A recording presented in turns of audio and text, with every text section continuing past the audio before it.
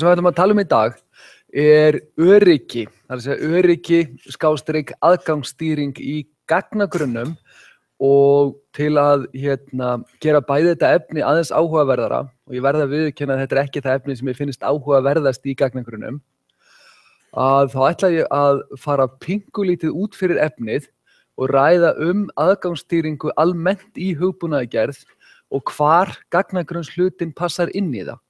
Þannig að sjáum pingulítið stóru myndina en ekki bara það sem snýr að gagnagrunnunum. Eins og raunveruleikinn að sjálfsögðu.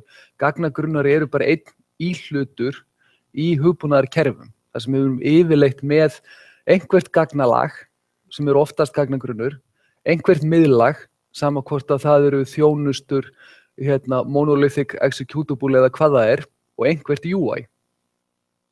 Og við erum eiginlega aldrei að leysa hluti eins og öryggi bara á einum stað þegar við erum með mörg lög. En allavega, þið eru væntanlega annarkvort flest búin með eða komin á stað með assignment 9 og ef þið eruð ekkert byrjuð að kíkja á project 5 þá mæli ég mjög sterklega með því að þið byrjið frekar snemma vegna þess að þetta tekur smá tíma. Og þá skulum við aðeins ræða hvað á dagskrá næst.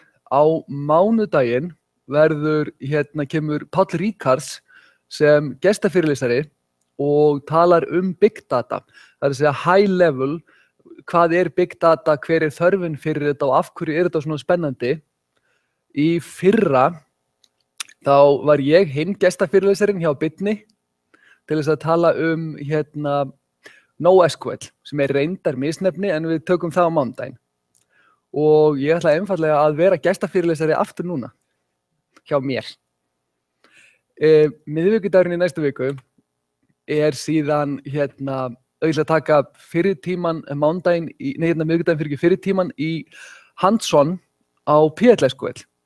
PL/SQL procedural forritunarmálið í Oracle og það líklega besta procedural málið í commercial gagnagrunnunum. Það mjög öflugt. Og ég ætla aðeins að taka bara hands-on, setjast niður með lappan og forrita og testa hluti í PL/SQL og ræða það við ykkur. Og seinni fyrirlesturinn unstructured data og information retrieval. Og ég ekki búin að ákveða hvort að ég ætla að halda fyrirlestur það eða leyfa ykkur að hlusta á Björn Þór. Þetta hluti sem hann var búin að vera að liggja svolítið yfir. Kemur í ljós þegar ég búin að skoða það betur. Og þá komum við að því sem við ætlum að ræða. Ef við skoðum flokkunina í Rama Krishna og bara til að taka pingulitla stikkpröfu, hve mörg ykkar lásu security-kaflan? Enginn. Hann auðlæsilegur, svo þið ekkert vera feimið að renna yfir hann. Þið eldsnöggaði, þetta einfalt efni. Þetta ekki normalization-kaflinn. Hann skiptir þessu upp í 3 hluta. Secrecy, það að segja að notendur sjáu ekki aðra hluti en þeir eiga að sjá. Integrity, að notendur geti ekki breytt gögnum eða búið til gögn, það að segja skrifað, hvorki breytt eitt né búið til ný gögn, nema þau megi það og þessi 2 hlutir væru ósköp einfaldir eða væri ekki fyrir 3. hlutan sem availability. Við gætum bara bannað aðgengi að gagnagrunnunum ef við værum bara að hugsa secrecy og integrity. En af því við þurfum að tryggja availability, það er að segja notendur geti séð þau gögn sem þeir mega sjá og breytt þeim gögnum sem þeir mega breyta og undir breytt insert, delete og update. Og það flækir líf okkar aðeins. Og hvað ég segja? Fyrsti hluturinn sem við þurfum að horfa á alltaf þegar við erum að smíða einhvern hugbúnað, þá þurfum við að hugsa security policy. Security policy tiltölulega fancy nafn hér fyrir hvað má notandi gera og sjá í kerfinu okkar. Eitthvað sem við þurfum alltaf að hugsa. Og þetta ekki á nokkurn hátt bundið við gagnagrunna þó þetta sé sett fram í því konteksti hér. Og þetta hlutur sem við þurfum að eiga einhvers staðar á pappír hvernig þegar við hönnum kerfin okkar, sama hvað við eigum, ef við eigum 3 blaðsíður á hönnunarskjölum, þá ætti 1 blaðsíða að fara í þetta. Það segir raun og veru, það að stýra því hvað fólk má sjá og má ekki sjá, skiptir ofsalega miklu máli. Til dæmis hefur komið upp í bankakerfunum að fólk hafi séð upplýsingar fyrir aðra viðskiptavini og það er tiltölulega mikið alvarlegt. Ég veit reyndar bara 1 dæmi á cirka 15 árum þetta. En við þurfum að hanna þetta ofsalega vel. Ef þetta klikkar, þá getur það haft ofsalega slæmar afleiðingar. Ef fólk gæti millifært pening út af reikningunum ykkar, þá væri það frekar óheppilegt. Það er pjúra security policy mál. Og síðan höfum við security mechanism sem eru einfaldlega tækin og tólin sem við notum til að útfæra security policy. Sumt af því í gagnagrunni, sumt af því í miðlagi. Og UI eiginlega og á að vera dumb. Í gagnagrunninum höfum við 2 hluti. Discretionary access control, þar sem við veitum ákveðnum notandum eða ákveðnum rullum. Ég tek þetta aðeins seinna í fyrirlestunum, hver munurinn þarna er. Réttindi. Síðan höfum við mandatory access control, sem þurfum við ekki að pæla í. En það er raun og veru það að við setjum réttindi eða policies á objektin sjálf, töflurnar, viewin, triggerin eða pakkana og svo framvegis. En þið þurfið ekki að pæla í því. Bara gefa ykkur aðeins upplýsingar hvað þetta er. Og discretionary access control, það sem við ætlum að skoða, þá snýst það einfaldlega það að við veitum réttindi á object. Það sem object eru töflur, view, procedures, pakkar og svo framvegis. Pakkar eru set of procedures, þar sem það er útfært.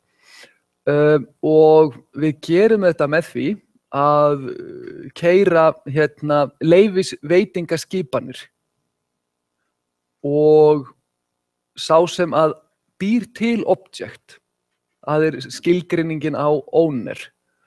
Hún er reyndar örlítið flóknari, ef við bakka örstutt. Notandi, ef þið spúðum notandi í Postgres eða Oracle á skema. Hann á sitt eigið, þið getur hugsað það sem namespace. Þið þekkið öll namespace. Ok, gott. Þið getur hugsað það sem eigin namespace.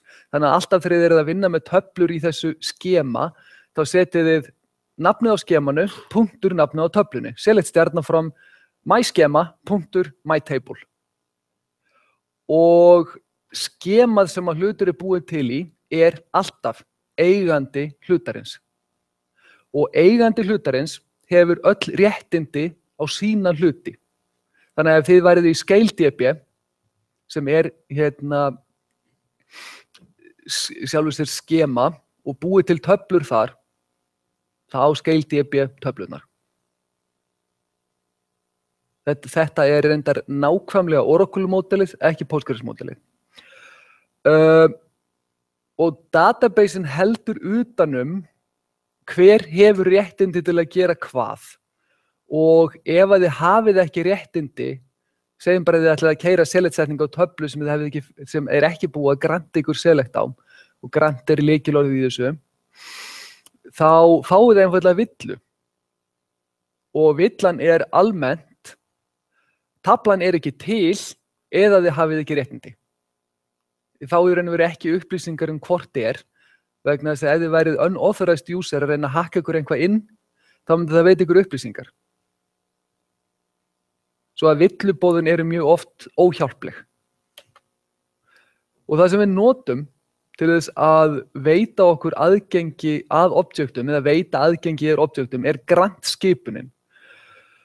Við getum grantað select réttindi, insert réttindi, delete réttindi og ef við grantum select þá er í mörgum gagnagrunnum, en ekki öllum, þá getum við grantað select á ákveðna dálka. Þannig að það eru bara einhvert subset af dálkunum í töflu sem viðkomandi aðili má sjá. Þetta er ekki universal. Postgres gerir þetta, SQL Server gerir þetta, síðastir ég vissi var ekki hægt að gera þetta í Oracle. Og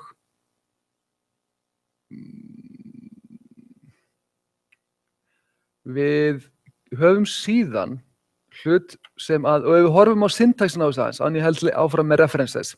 Grant privileges, og privileges eru þarna listin select, insert, delete, references, þegar við erum að horfa á töflur og view.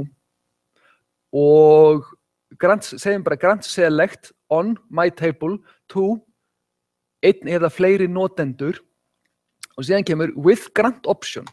Og with grant option svolítið spes hlutur. Það þýðir það að ef ég granta select á ykkur á einhvert objekt, þá getið þið grantaði áfram. Þá hafið þið leyfi til að veita öðrum notendum sömu réttind og þið hafið á þetta objekt. Og þetta ekki hlutur sem þið ættuð að reikna með að sjá mikið í raunveruleikanum.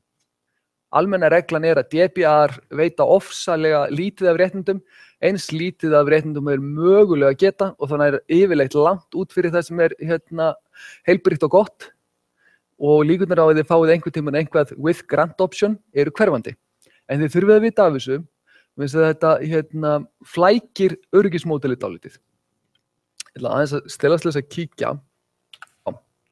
References svolítið spes. Select réttindin veit ykkur réttindi til að, ef við horfum á bara grant select on my table to me eða to you, þá gefur það okkur séns á, þá leyfir það okkur að sjá öll gögnin í töflunni, alla raðir, alla dálka. References leyfir okkur hins vegar að búa til foreign key. Ef við búum til tvær töflur, má sjá,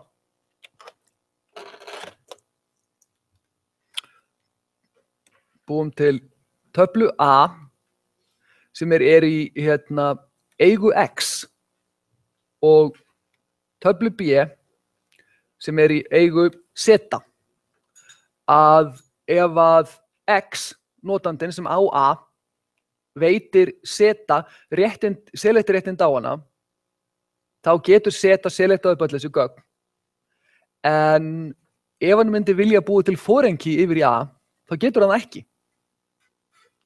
Ef við veitum hins vegar Z references réttindi á A, grant Z eða grant references on A to Z, og alls ekki with grant option. Þá getur Z gert foreign key hér yfir. Búið til töflu sín megin sem foreign key töflun okkar. Og það þýðir að náttúrulega í fyrsta lagi, ef við veitum honum eingöngu references réttindin, þá getur hann ekki selectað þessu gögn upp. Hann getur ekki skoðað hvað í A. En stóra ástæðan fyrir þetta brotið upp í tvo hluti, references og select, að þetta hefur dálitla aukaverkun. Það við það að búa til þennan foreign key þá Z farin að hafa áhrif á hvað X getur gert við töfluna A. Ef X ákveður, heyrðu, nú ætla ég að eyða röð út úr A, þá ekki hægt að eyðinni ef það foreign key vísun í þessa röð. Og þið getið ekki keyrt það with cascade eða cascade skipun nema þið hafið delete réttind á B. Og þá þið farin að henda út gögnum hjá öðrum notendum og almennt það slæm hugmynd. Svo þetta stóra ástæðan fyrir að við brjótum references eða ástæðan fyrir að staðallinn, SQL 92, þetta það gamalt, brýtur þetta upp í tvo mismunandi hluti. Almenna reglan náttúrulega svo að ef þið eruð með references, þá eruð þið með select líka. Það tiltölulega óhjálplegt að geta ekki athugað hvort að eitthvað til þegar þið eruð að útbúa master detail samband eða einfallega vísun í einhvað sem að þið eruð með inn í töflunum ykkar. Þá getið þið ekki birt upplýsingar það. Þegar bara einhvað ID. Svo að við getum litið á það þannig að references veru viðbóta réttindi við select sem leyfir ykkur að gera foreign keys. Lykilatriði þetta leyfir ykkur að gera foreign keys, þetta leyfir ykkur ekki að skoða gögnin í töflunni sem það vísa í. En þetta takmarkar það hvað eigandi þeirra töflu getur gert þar. Hann getur ekki hent út röðum það sem vísað í. Ná, ég nú sjá. Og síðan erum við með, ef við lítum út fyrir töflur og view, að þá erum við með execute til þess að leyfa okkur að keyra functions og procedures. Og sömuleiðis functions og procedures í pökkum í þeim kerfi sem að hópa functions og procedures í pakka. Já.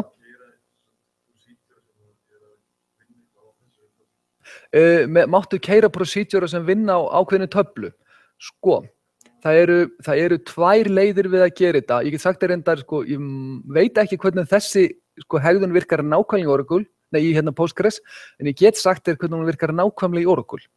Og Postgres er mjög líkur Oracle. Þá hefur við tvo vegu við að gera þetta. Defaultið, og ég hugsa þessi defaultið á flestum stöðum, er pakkin keyrir með réttindum eiganda pakkans. Þannig að pakkin er stofnar af og í skema hjá X. Þá keyrir hann með öllum réttindum X. Þannig að hann getur breytt gögnum og lesið gögn úr töflum sem þú sem mátt keyra pakkan getur ekki.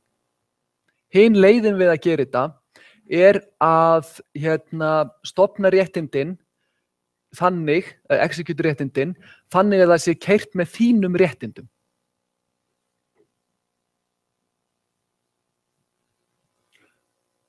Ég reyna að muna, ég satt að segja man ekki hvort þú stofnaði pakkan eða réttindin þannig. Með minninu að þú stofnaði pakkan, þannig að hann keyri á réttindum execution notandans, að það sé setupið. En þú hefur þess að tvo hluti. Pakki keyrir á réttindum eiganda, pakki keyrir á réttindum þar sem er að keyra. Og það er mjög mismunandi hvað hentar. Það er þó langalgengast að þetta sé keyrt á réttindum eiganda. Þess að þá getur akkurat gert hlutina að þú getur falið fyrir þeim sem er að keyra þetta hvað er að gerast á bak við tjöldin. Þú færð encapsulation algjörlega, en hann getur samt sem að framkvæmda aðgerðirnar. Og við höfum áfram with grant option að við getum sett réttindin áfram. Og síðan kemur áhugaverður punktur. Create, alter og drop. Hlutir sem eiga við katalógin í databasenum. Hvaða object eru í databasenum. Create table, create view, create procedures og svo framvegis. Og alter og drop. Almenna reglan er að eingöngu eigandi hlutana getur gert þetta. Eins og með ofsalega margt í raunveruleikanum að þá eru oft grant options sem að breyta þessu.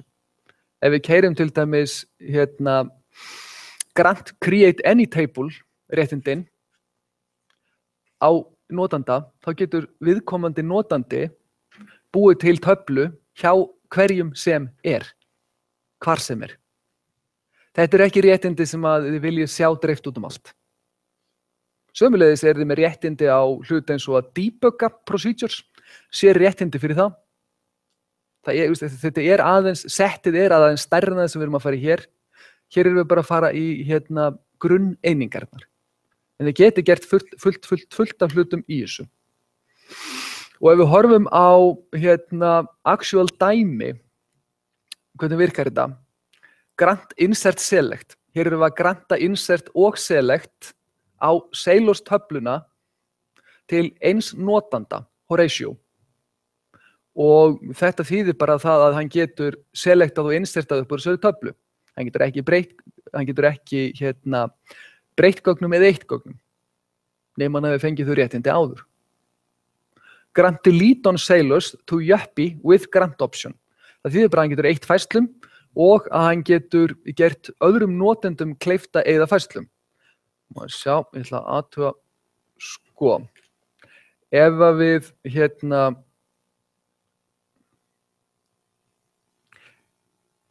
ef að við lítum á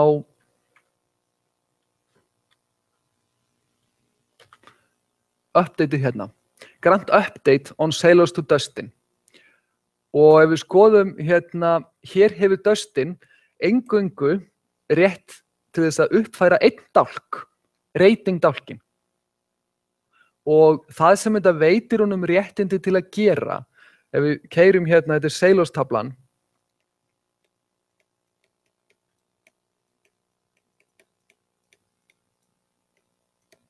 update Sailors, set rating saman sem 3. Hann má keyra þetta. Nei, fyrir ekki, jú, set rating saman sem 3. Þetta má hann keyra. Og þá setur hann allar færslur í töflunni á 3. Ef hann ákveður hins vegar að hann ætlar að gera þetta bara við einhverja ákveðna færslu,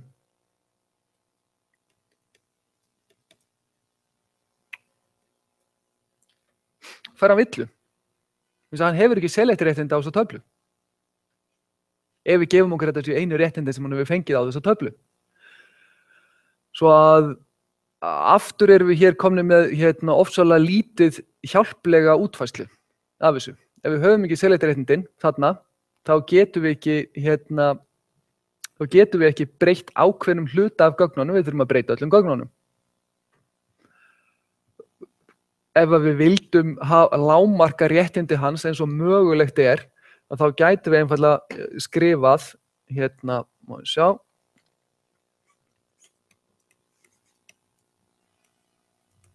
Grant select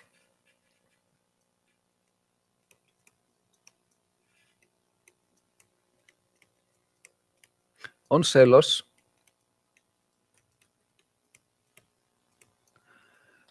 þá gæti hann framkvæmt þessa select-setningu sem við erum í hér, eða update-setningu sem við erum í hér.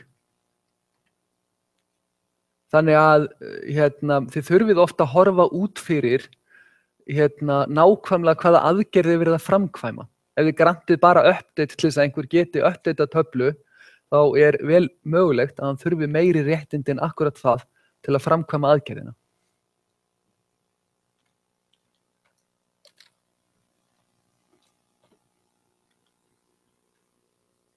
Og sjálfsögðu getur hann eingöngu uppfært rating-dálkinn. Hann getur ekki uppfært neina aðra dálka eins og hann hefur ekki grant á það.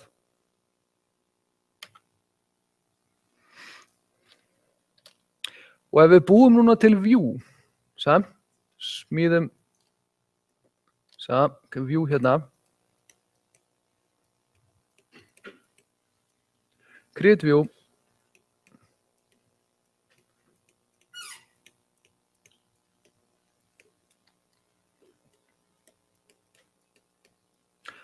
select, sko, ég man ekkert nafnin á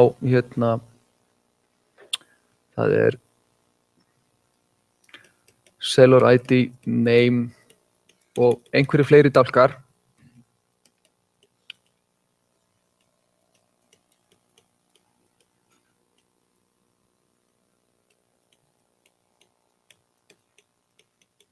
Init join, reserves og aftur, ég man ekki lykilinn. Þetta viewið sem við búum til fyrir þetta. Við erum að joina saman 2 töflur og ef við gröntum select á þetta view til Guppy og Juppy, þá gera það þeim ekki kleift að skoða, selecta upp úr Sailors eða reserves töflunum. Þetta veitir eingöngu réttindi til að skoða viewið, ekki heldur þá dálka sem eru taldir upp í viewinu ofan á þessum töflum. Svo að þið geti nota view til þess að, afmarka aðgangs réttindi. Einhverjar spurningar varðandi sem við farið í fram að þessu? Engar spurningar. Og já, þetta sjálfsagt það sem vorum að tala svolítið áðan. Grant select leyfir okkur grant select on boats to Guppy. Við getum lesið allar færslur í töflunni, allar raðir. Þetta kannski smá lykilatriði varðandi einfalda access control módelið. Þetta nær til allra raða. Grant references, þá getum við gert foreign key. Og þetta það sem við ræddum áðan, hver munurinn á select og reference. Það að hindra hvað eigandi töflunar sem vísað í getur gert miklu stærri aðgerð heldur en að veita select réttindi, einfalda svarið. Og í viðbót við það að geta veitt fólki réttindi, þá getum við fjarlægt réttindi. Revoke virkar í sjálfu sér alveg eins og grant nema það fjarlægi réttindi, nema það einn munur og það cascade. Þetta hér. Það þýðir í raun og veru. Ef við veitum einhverjum notanda A réttindi með grant option, hann veitir notanda B sömu réttindi og við revokum réttindin af notanda A, þá missir B réttindin líka. Og ef við teiknum aðeins upp, akkurat bara þetta case sem við erum að tala um hérna, við erum með notanda A sem veitir notanda B einhver réttindi. Notandi B, þetta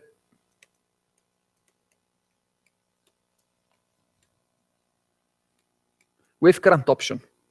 Notandi B veitir notanda C sömu réttindi og notanda D sömu réttindi. Og síðan ef við horfum á þetta og við segjum, hey, við ætlum að revoka réttindin af B, þá missa C og D líka réttindin.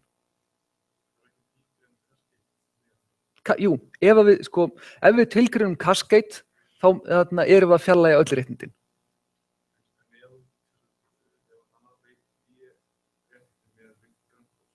Já. Já.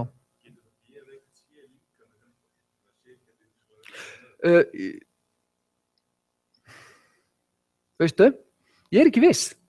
Ef þessi alveg eins og það að segja hver langt cascadar with grant option. Það að segja, má hann veita með grant option áfram? Ég held einfaldlega að svara sig já. En ég ekki 100% á því, svo að ég get ekki sagt það með fullri vissu. En það sem gerist ef við flækjum lífið aðeins og segjum, ok, síðan tók D sér til, af því að grant flaut allstæðir í gegn og veitti C þessi réttindi og C gerði það sama móti. Hvað gerist þá þegar við fjarlægjum þetta grant hér?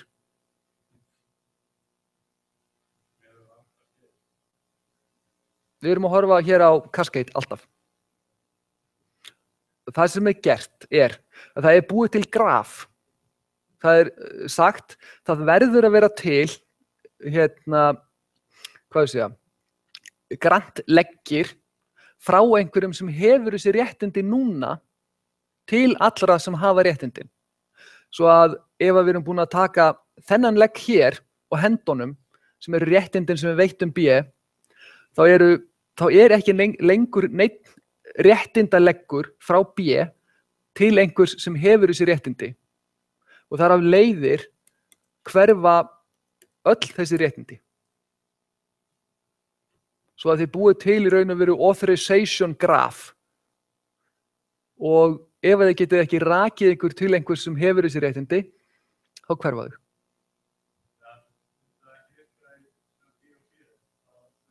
Ef B og C veita hvert öðru réttindi, þá ekki lengur graf til einhvers sem hefur þessi réttindi í raun og veru til eiganda.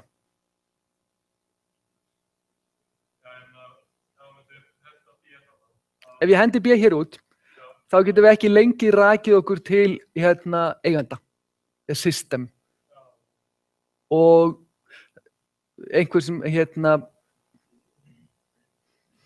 eigandinn hefur náttúrulega alltaf öll réttindi á þetta og þetta bara réttindagraf þar sem það þarf að vera frá þeim sem það kemur frá eiganda til allra sem að hann veitir það og svo framvegis.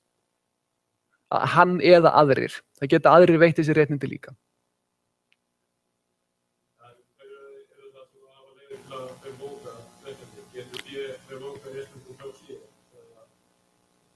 Ekki nema hann hafi fengið einhvað eins og grant revoke any eða sambærileg DBA réttindi.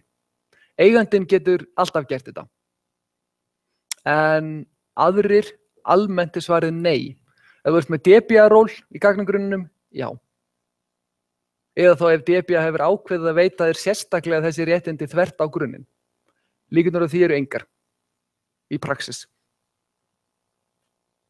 Svo almennt höfum við ekki þessi réttindi. Og raunveruleikinn er að sjálfsögðu að almennt eru við sem erum að vinna við að smíða hugbúnað ekki með réttindi á gagnagrunnunum til að gera þessa hluti.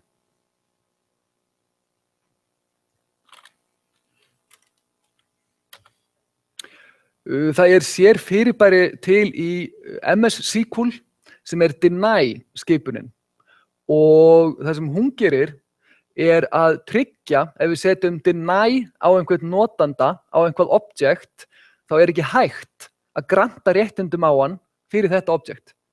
Ef við setjum deny á töflu og notanda þá er ekki hægt að granta nein réttindi á hann tengt þessu objekti. Þarna erum við bara að útiloka réttindi að það sé hægt að veita þau og þetta er miklu sterkar en revoke vegna þess að þetta útilokar allar grantskipanir á viðkomandi objekt. Þið þurfið þetta ekki nauðsynlega en þetta er þægilegt. View eru pingulítið spes ef að sá sem að stofnar view missir select réttindi á töflurnar sem að viewið er að selecta úr, þá er viewin einfaldlega hent út úr data dictionaryinu, bara hent út úr gagnagrunnum. Þetta view er ekki lengur til. Og ef það kemur í ljós að það voru gerð mistök þegar þessi réttindi voru revokuð, þá þarf einfaldlega að keyra viewið inn aftur. Það er ekki til lengur. Og það er ekkert backup. Þetta view er bara horfið.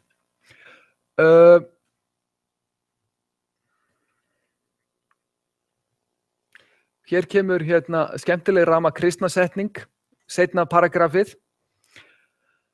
Og maður þarf eiginlega alltaf að lesa þetta einu sinni til tvisvar, það sem er skrifað í Ramakrishna, til að fatta hvað eru þeir að fara.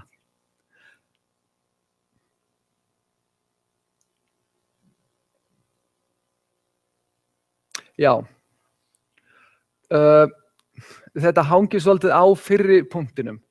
Að ef stofnandi views missir privilege með grant option á einhverja töflu, þá tapar hann privilegeinu á viewi líka. Ásamt öllum öðrum sem höfðu fengið grant á þetta view.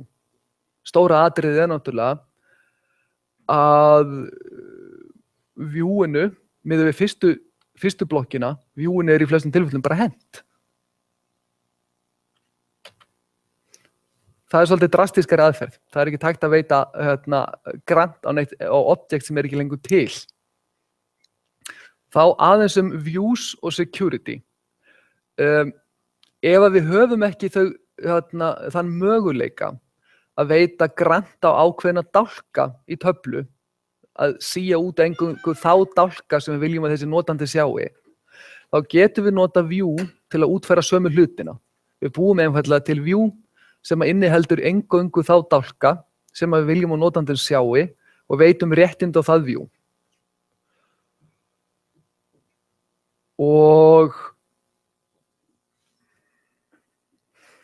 stofnandi views hefur réttindi á það ef hann hefur réttindi á allar töflurnar undir niðri.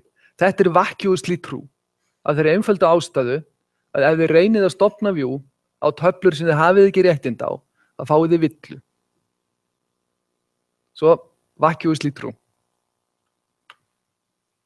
View eru mjög öflugt tæki til þess að stýra aðgangi, en það er satt að segja, svo segir Guðrans verð, það er líka mjög hættulegt tæki. Þið endið oftast með half-show af viewum, þar sem þið hannið eitt view fyrir hvert use case sem þið fáið inn á borð til ykkar, og það endar á að verða stórmál að viðhalda öllum viewunum. Sömuleiðis, view fela, hvað er verið að gera í raun undir niðri, sem þýðir það að fyrir þá sem smíða fyrirspurnirnar ofan á þetta, þá er miklu erfiðara að áætla hvernig verða afköstin af þessu.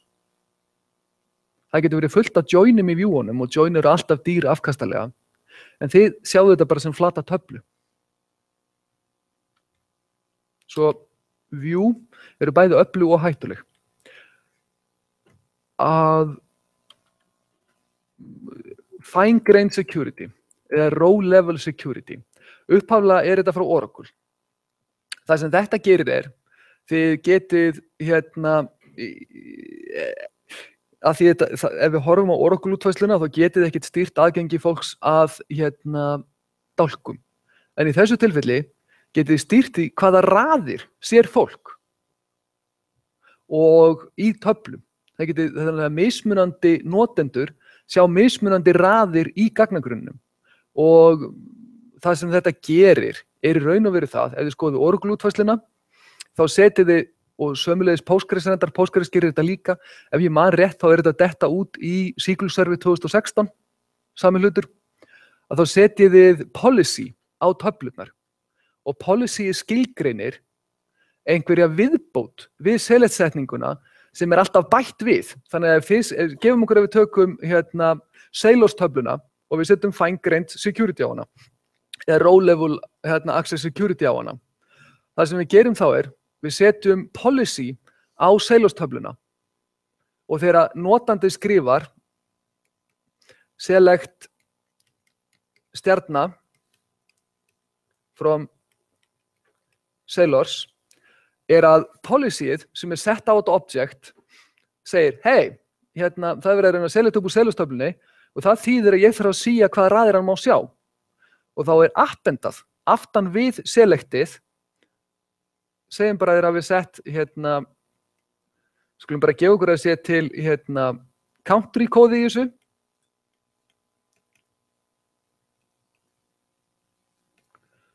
Þá appendað.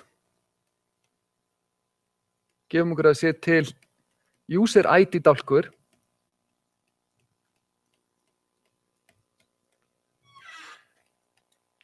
Þá þessu þessari blokk hér, appendað við allar select-setningar ofan á þessa töflu. Ef þið eruð í Postgres, þá ef það policy á töflunni, þá alltaf appendað. Ef það eruð í Oracle, þá snýst það hvort að viðkomandi notandi stiltur á fine-grained security eða ekki. Þannig að ég geti bæði verið með notendur sem sjá allt saman alltaf og pæla aldrei í þessari policy og notendur sem fari gegnum policyur. En þetta gerir ykkur kleift að stýra því einfaldlega hvaða raðir notandi sér. Og þið eruð oftast að stýra því þannig að viðkomandi notandi sér raðir sem tengjast honum. Ef þið eruð með viðskiptamenn, þá þetta ID á viðskiptamanninum, kennitala eða eitthvað annað.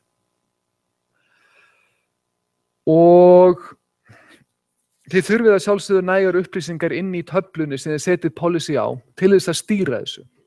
En þessi hluti hér gæti verið miklu flóknari. Þetta gæti verið join upp úr nokkrum töflum til að finna út hvað má hann sjá í raun. Þetta getur orðið mjög flókið og haft mjög neikvæð áhrif á afköst mjög hratt. Og ég ekki að giska, ég búin að eiga við stórt svona kerfi í mörg ár. En þetta hins vegar alveg ofsalega öflugt. Ef þið eruð að hanna kerfi sem tiltölulega þunnt lag ofan á gagnagrunn, ef þið eruð til dæmis bara með UI ofan á gagnagrunn, þá þetta algjörlega staðurinn til að útfæra svona hluti. Ef þið eruð að smíða sæmilegt miðlag líka, lógiklag, þá vil ég líklega ekki gera þetta. Þá þetta heim í miðlaginu. Það verður miklu hreinna og það verður miklu auðveldara að manage það. Og það verður líka hraðvirkara.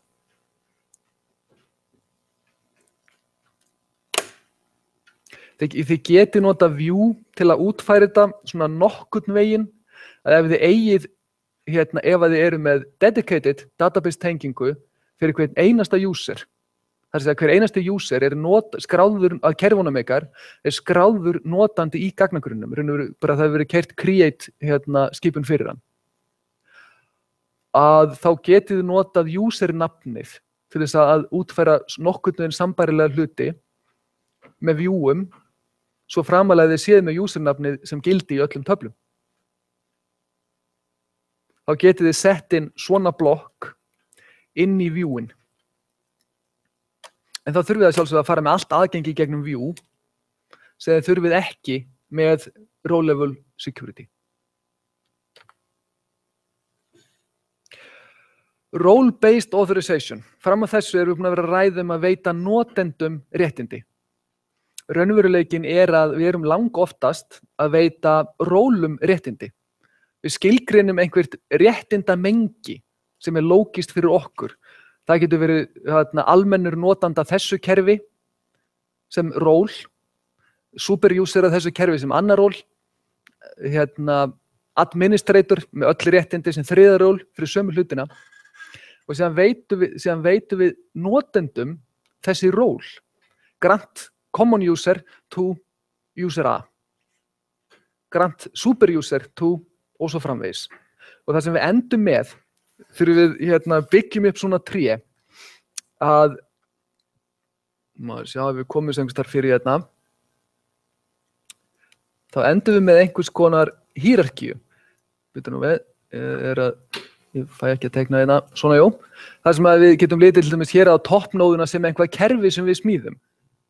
Og ef við gefum okkur að við séum að smíða þjónustubaserað kerfi, það segja kerfi með einhverju miðlægi, og gefum okkur að þessu REST eða vefþjónustur, að þá fáum við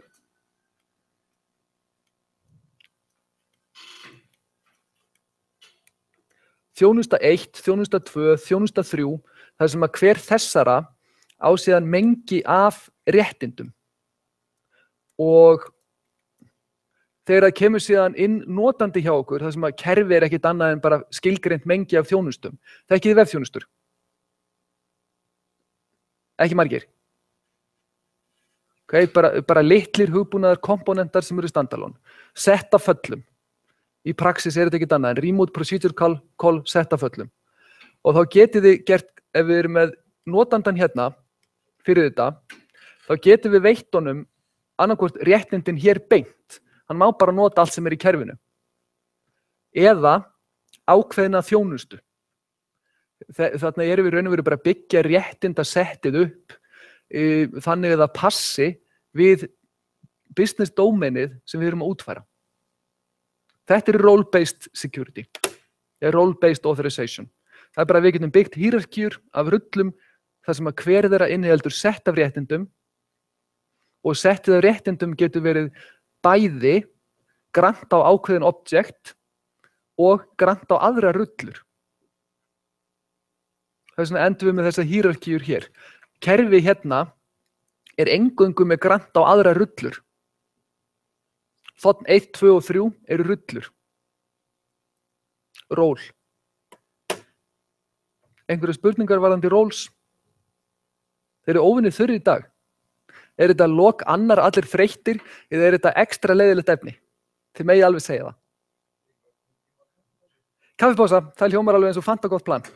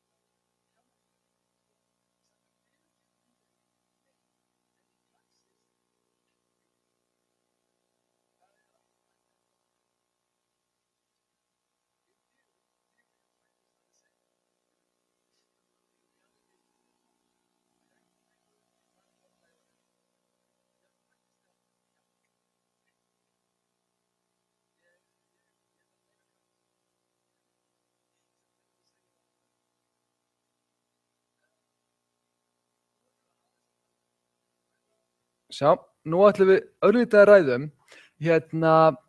öryggi í stóru myndinni. Hvar ætlum við að útfæra þessa hluti?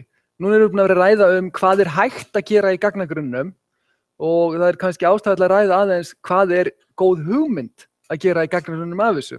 Vegna þess að við höfum möguleika ef við erum með alvöru miðlag og með alvöru miðlagi á ég við bara að við erum með einhverja business logík og business í þessu tilfelli er mjög vítt hugtak, saman hvort að businessin er tölvuleikur, viðskiptaforritun eða einhvað allt annað. Að ef við erum með almennilegt miðlag, þá getum við útfært öryggismódúla þar. Og svona áður við höldum lengra, vinsamlega gerið einhver greið og aldrei skrifa aðgangskerfi. Það er til alveg fullt af aðgangskerfum, notið þau. Og aldrei geyma sjálfsögðu hluti eins og klertext, lykilorð ofan í gagnagrunnum. Og sömuleiðis ekki nota hass eins og MD5 og annað þess háttar sem er mjög auðvelt að brjóta. Ef þið ætla að fara að gera svoleiðis hluti þá er til fyrirbæri sem heitir Bcrypt og þið viljið fletta því upp. Og satt að segja þá viljið þið salta Bcryptið ykkar líka. Ég ætla ekki að útskýra það. Kostur við að útfæra aðgangsstýringu í miðlagi, ef þið eruð með almennilegt miðlag, er að þið hafið nákvæmari stjórn á ákveðnum hlutum. Af því að þegar þið eruð í gagnagrunnslæginu, þá eruð að horfa á aðgengi að gögnum. Þegar þið eruð á miðlaginu, þá eruð að horfa á aðgengi að aðgerðum. Raun og veru, ef við tökum bara þjónustur sem dæmi. Það er tiltölulega þægilegt að eiga við þær og hugsa þjónustur ekki sem neitt annað en sett af föllum. Þetta er bara, þið getið hugsað þetta sem klasa.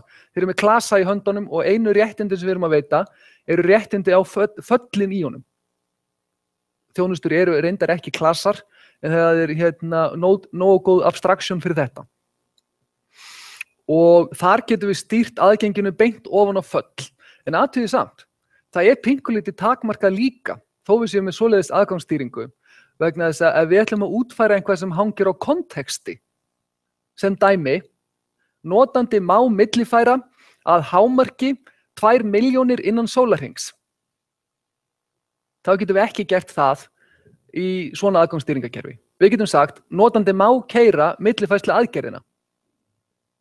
En kontekst hlutana við getum ekki útfært það þar heldur. En við höfum þrátt fyrir það mun meiri sveigjanleika og við erum meira fængreind við það að geta stýrt ofan á hverju einustu businesslegu aðgerð má hann framkvæma þetta.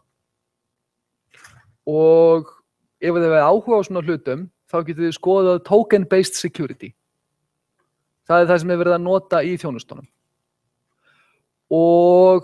En ókostirnir eru náttúrulega í fyrsta lagi, þetta er ekkit rosalega einfalt, en það vill svo skemmtilega til að aðgangsstýringin ofan á gagnagrunninn er það ekki heldur. Svo að það er nokkurn veginn á pari. Hin hliðin er, og þetta er mikið alvarlegra, ef við ætlum að hafa alla aðgangsstýringun okkar upp í miðlægin okkar, functional hlutanum, þá erum við í afskaplega vondum málum ef það kemst einhver beint inn á gagnagrunninn. Og spörri ykkur daginn hvernig lykilorð og notendanöfn á gagnagrunninn eru almennt geymd í klertext í config-fælum. Ef það kemst einhver inn á netþjónana ykkar og það er hlutur sem er almennt fyrir, eða ekki almennt, það er hlutur sem er fyrir utan eldveggina, þannig að ef það verður eitthvað hakkað, þá er það netþjónarnir ykkar. Ef það kemst einhver inn á þá er hann komið með notendanöfn og lykilorð inn á gagnagrunninn ykkar. Ef þetta liggur í config-fælum. Og ef þið hafið ekki sett takmarkanir á réttindin í gagnagrunnum, þá getur viðkomandi aðili einfaldlega skoðað allt og mögulega framkvæmt allt í gagnagrunnum. Svo að hjartað í aðgangsstýringun ykkar sé sett í miðlagið og fyrir öll kerfi sem eru með sæmilegu miðlagi, þá er það afskaplega góð hugmynd að hafa það ekki bara í gagnagrunnum.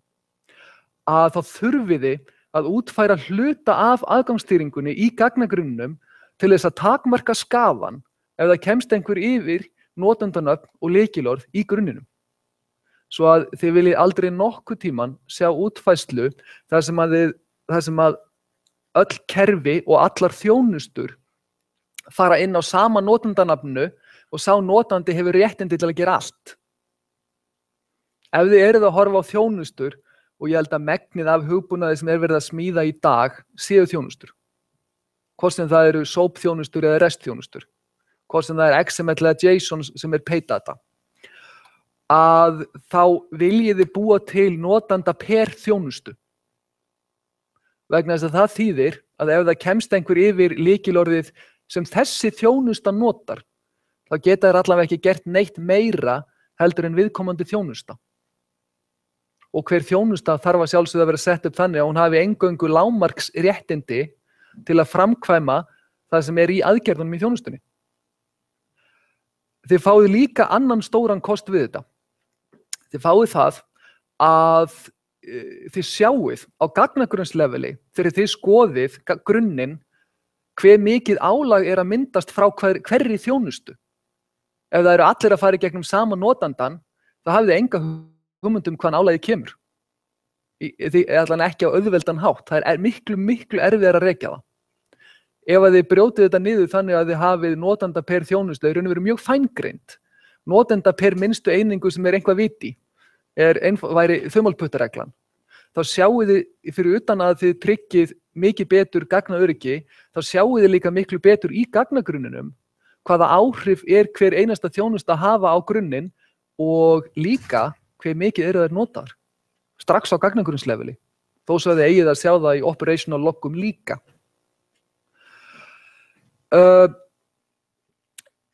Þetta segir ykkur raun og veru það. Þið viljið alltaf útfæra hluta öryggis í gagnagrunnum alveg sama hvar restin liggur. Ef þið eruð hins vegar að smíða tiltölulega þunnt lag beint ofan á gagnagrunn, það er til fullt af svoleiðis frameworkum. Til dæmis framleiðir Oracle hlut sem heitir Apex.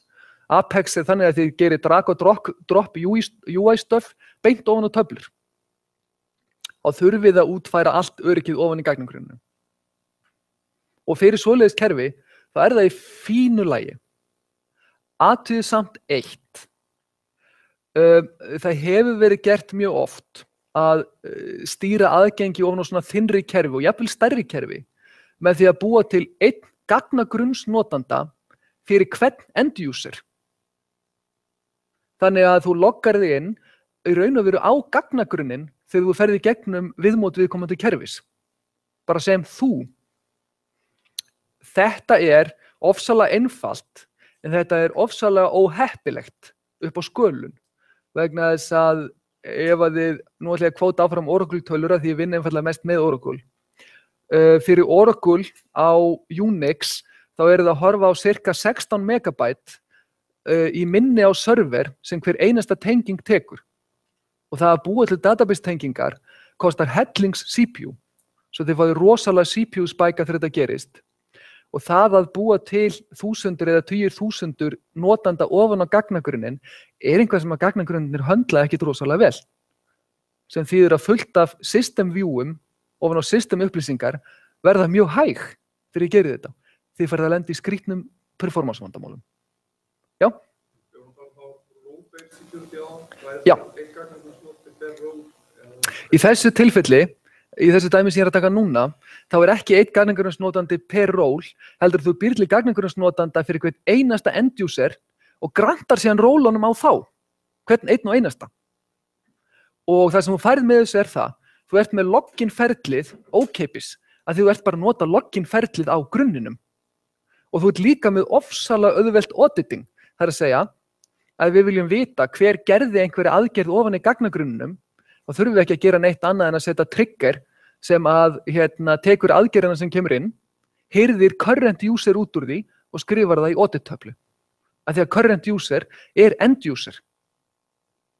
En þetta þýðir líka annað. Það er erfitt fyrir ykkur að púla database-tengingar. Database-tengingar eru dýr resource og þið viljið púla þeir. Ef þið eru að skrifa þjónustur, þá viljið að þjónustan í heild sinni eigi mengi af gagnagrunnstengingum, þar sem hver einasta tenging er bara á einn ákveðin notanda, sem er bara þjónustu notandinn. Já? Púla. Það þýðir að þú átt mengi af tengingum sem eru opnar og tilbúnar og þegar það kemur inn aðgerð, þá pikkaru næstu lausu tengingu í gagnagrunninn og þú ert ekki að búa til tengingu í gagnagrunninn sem kostar bæði tíma á CPU og minni á servernum. Kerfið þitt verður miklu hraðara og það skalast miklu betur. Eða notið tengingapúl og almennt þetta mjög vel stutt í öllum umhverfum sem þið vinnið í. .NET gerir þetta meira eða minna bara fyrir ykkur að búa til svona database tengingapúl. En það sem þið tapið að sjálfsögja á þessu ef þið eru komið með púl, þá þurfið að fara að hugsa öðruvísu hvernig ætlið þá, ef þið viljið audita á gagnagrunns-leveli, hver gerði þetta? Hver framkvæmdi einhver aðgerð? Þá þurfið að hugsa aðeins öðruvísu það. Það yfirleitt hægt að stilla, hey, þessi að nota mig núna, end user. Þannig að þetta pikka það upp í gagnagrunnum. En punkturinn í sjálfu sér, forðist það að nota dedicated database usera fyrir hvern einasta end user. Reynið að nota database usera per minnstu lógísku einingu sem þjónusta ef þið að vinna á því leveli og það executableinn. Þá samnýtið þið tengingarnar og endið upp með miklu færri gagnagrunns tengingar heldur en ef þið væri með tengingu per innskráðan user. Miklu ódýrari resursum og yfirleitt getið þið fengið allar upplýsingar gagnagrunns megin sem þið getið með dedicated user. Fór ég alveg yfir hausinn á okkur? Gott, mjög gott. Þarna ég að kenna ykkur hluti sem mjög mikilvægir í praxis, en þetta ekki í bókinni. Þetta real world. Einhverjar spurningar varðandi þetta, og by the way, ég hef séð mjög stór kerfi sem nota dedicated database usera og það hell að vinna sig út úr því. Þess að það endurskrifa allt auditing.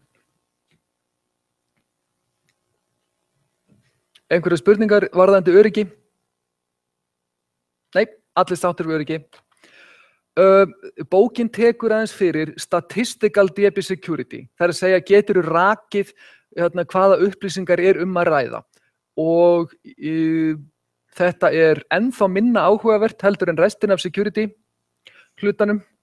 Og ég ætla einfaldlega að sleppa þessu og ég lofa ykkur því að það kemur ekki spurning statistical security á prófi.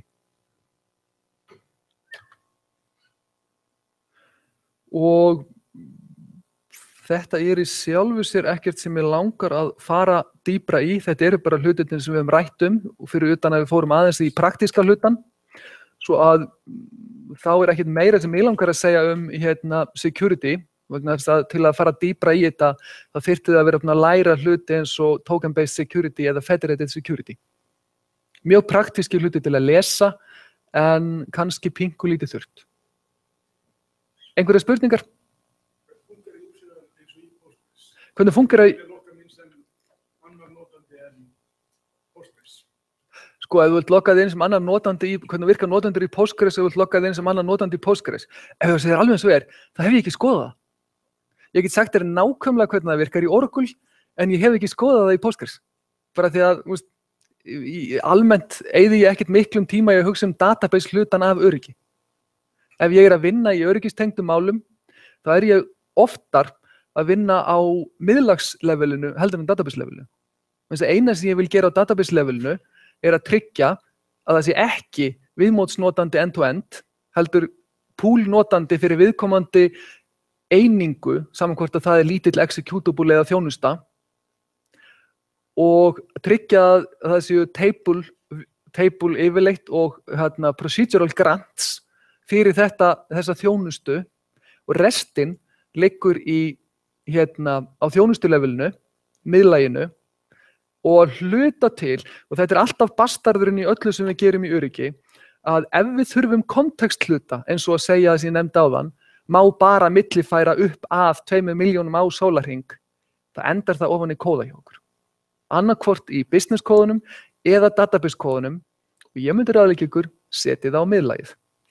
Vegna þess að restin af business lógíkin ykkar þar, og þeim mun meira af samhangandi lógík sem þið hafið á einum stað, þannig að þið getið lesið hvernig hangir þetta allt saman á einum stað, þeim mun auðveldara verður viðkomandi kerfi í viðhaldi, sem þýðir þeim mun færri villur og þeim mun ódýrara svo þið viljið satt að segja, og sko, þetta er sjaldgæft view frá database-sérfræðingum, flestir að þekkja database-ina miklu betur en miðlögin og vilja bara hafa allt ofan í database-num, ef þú kant á einn hamar þá allur heimurinn nagli, að raunveruleikin að við viljum íta sem mestu af þessu upp á miðlægið, vegna þess að það verður miklu hreinlegra eiga við það, og þá hafið þið lógíkin á einum stað. Já.